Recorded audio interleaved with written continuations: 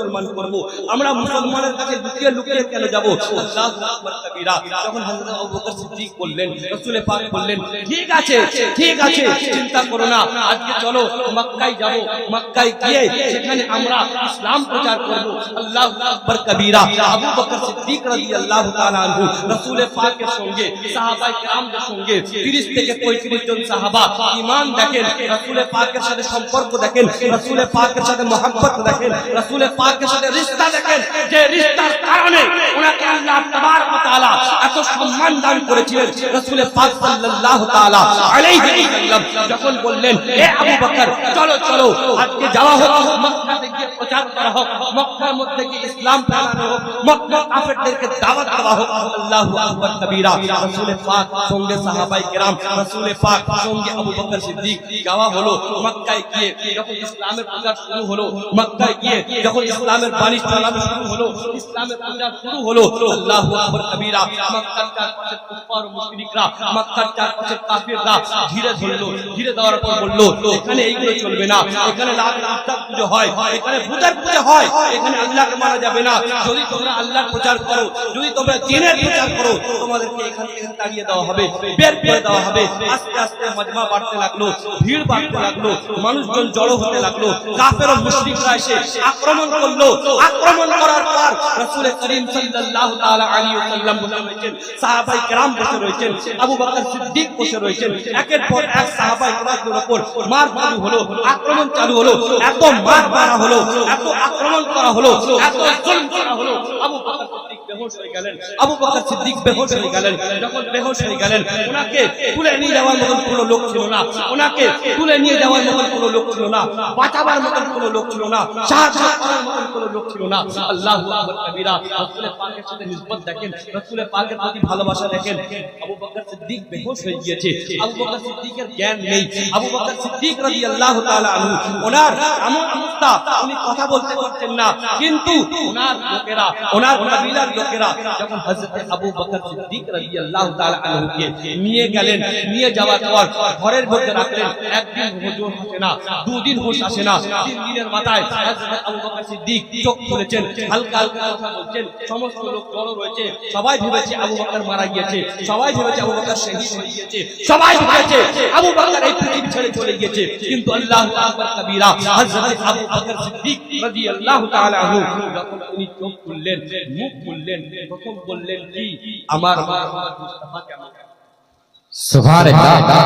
এত মার সহ্য করলেন, এত বিপদ সহ্য করলেন, এত আক্রমণ সহ্য করার পর যখন চোখ খুললেন, তো কি দেখতে পাচ্ছেন? ওনার লোকেরা দাঁড়িয়ে রয়েছে, আশেপাশে মানুষ জমে রয়েছে, সবাই চিন্তা করছে আবু বকর যখন চোখ খুলবে হয়তো নিজের কথা বলবে, আবু বকর যখন চোখ খুলবে হয়তো নিজের ফ্যামিলির কথা বলবে, নিজের আলো আওলাদের কথা বলবে, নিজের বাড়ি ঘরের কথা বলবে। আল্লাহু আকবার কবীরা। কিন্তু যখন আবু বকর চোখ খুললেন এবং মুখ খুললেন, প্রথম বাণী কি বললেন? আমার নবী মুস্তাফা কেমন? আমার নবী মুস্তাফা কেমন রয়েছে? ভাই, এই জন্য তো শায়ের বলেছে, জব জব বিকা না থা কোই पूछता না থা তুম মে খরিদ কর আকা अनमोल। হে সুবহানাল্লাহ, সুবহানাল্লাহ। হাত দিয়ে আবু বকর সিদ্দিক পিতা হয়ে গিয়েছে। আল্লাহু আকবার কবীরা। আশপাশের লোকেরা চিন্তা করছে, এ কেমন ব্যক্তি যার জন্য মার খেলো, যার জন্য এত ব্যথা সহ্য করলো, যার জন্য এত কষ্ট সহ্য করলো, তারই গুণগান করছে, তারই খবর নিচ্ছে, তার ব্যাপারেই জিজ্ঞাসা করছে। আল্লাহু আকবার কবীরা। যখন বারবার এটা বলছে, লোকরা পেরেশান হয়ে বলল, আরে তুমি মুহাম্মাদের নাম কেন নিচ্ছ, মুহাম্মাদের কথা কেন বলছো? তার জন্যই তোমার এই অবস্থা, তার জন্যই তোমার এই অবস্থা। না না, মুহাম্মাদের কথা বলো না, তুমি তোমার কথা বলো, তুমি তোমার ফ্যামিলির কথা বলো, তুমি তোমার এলাকার কথা বলো। আল্লাহু আকবার কবীরা। উনি বললেন কি, বলো জান দিয়েছি, প্রাণ দিয়েছি মুহাম্মদ মুস্তাফা আরবি। আজ এই জন্য এই পৃথিবী হযরত আবু বকর সিদ্দিক আমিরুল মুমিনিন, প্রথম খলিফা এত সহজ নয়। মানুষ, আমরা যে বিপদের মধ্যে রয়েছি, আমরা যে বারবার জলিল ও রুসওয়া হচ্ছি, আমরা যে বারবার আমাদের ইজ্জত আবরু বারবার আক্রমণ করা হচ্ছে, আপনি ইমানদারির সাথে বলুন আপনি মুসলমান, আপনার সাথে আমার নবীর সম্পর্ক। আমরা জলসা দিই, মজলিস দিই, বড় বড় কেরামদের ডাকি, তাও আমাদের এলাকা ঠিক হয় না, তাও আমাদের মসজিদ পুরো পূর্ণ হয় না, তাও আমরা নামাজি পড়াতে পারি না, তাও আমাদের এলাকার মধ্যে বরকত নেই। তার মানে বুঝতে হবে আমাদের সম্পর্ক রাসূলের পাকের সাথে কমজোর। ভাই, যাদের ঈমান, যাদের আকীদা, যাদের দিল, যাদের কলব রাসূলের পাকের প্রতি লাগাও দিয়ে থাকবে, সে সব সময় কামিয়াব হবে। বলবেন না সবাই সুবহানাল্লাহ? আপনারা বাংলা শুনছেন তো নাকি? অসুবিধা হচ্ছে না তো? দেখেন, বাংলা আপনারা হয়তো পছন্দ করেন না, কিন্তু মাহফিল, আমি জামিউতুল আযহারে পড়াশোনা করি, সেই জামিউতুল আযহার মধ্যে আমাদের রয়েছে মুফতি শাহজাদ, আমাদের শাইখুল হাদিস, উনি হাদিস পড়ান, আর উনি একটা কথা বারবার বলেন, নিজের এলাকায় নিজের ভাষায় ইসলাম, নিজের এলাকায় নিজের ভাষায় ইসলাম প্রচার করো, তাতে ওদের বুঝতে সুবিধা হবে, তাদের ওদের বুঝতে সুবিধা হবে। জলসা মজার জিনিস নয় যে বক্তা আসবে, নারা লাগাবো, খুব মজা হলো, শায়ের ইসলাম আসবে, নাচ করবো, খুব মজা হলো। জলসা ইসলামের মধ্যে এই জন্য তৈরি করা হয়েছে যাতে নওজওয়ানরা নেশা ছেড়ে মসজিদে আসে, বয়স্করা গোনা ছেড়ে মসজিদে আসে।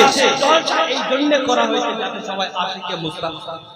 সুবহানাল্লাহ, নারে তাকবীর, নারে তাকবীর, নারে রিসালাত।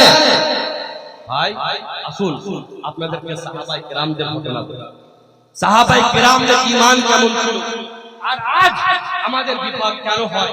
কোরআন বলছে, ওমা আসাবাকুম মিন মুসিবাহ ফাবিমা কাসাবাত আইদিকুম, যত মুসিবত আসে আমাদের উপর, যত বড় মুসিবত আসে আমাদের উপর, এমনি এমনি আসে না, এইগুলো আমরা নিজের হাত দ্বারা করি, আমাদের কর্মের ফল, আমরা যা কর্ম করব সেটাই আমাদের উপর। ভাই 313 জন ছিল, 1000 কাফের ভয় পেত। রাজরানের তরিকাত 1000 জন ছিল, 1 লক্ষ মানুষ ভয় পেত, 1 লক্ষ জন ছিল, কোটি কোটি মানুষ ভয় পেত। আজকে 25 কোটি মুসলমান, কিন্তু আমাদেরকে দেখে মানুষ ঠাট্টা করে, কেউ টেররিস্ট বলে, কেউ আতঙ্কবাদী বলে, কেউ উগ্রবাদী বলে। তার কারণ কি? আমরা শরীয়তের ইত্তেফাকে ছেড়ে রাসূলে পাকের মোহাব্বত কে ভুলে গিয়েছি, রাসূলে পাকের শরীয়ত থেকে দূরে সরে গিয়েছি। সেই কারণে আজকে আমাদের এই দুর্দশা। হাদিসে পাকের মধ্যে একটা ঘটনা বর্ণিত রয়েছে, হযরত মুসআব বিন উমাইর রাদিয়াল্লাহু তাআলা আনহু, সুবহানাল্লাহ, জোরে বলুন সুবহানাল্লাহ।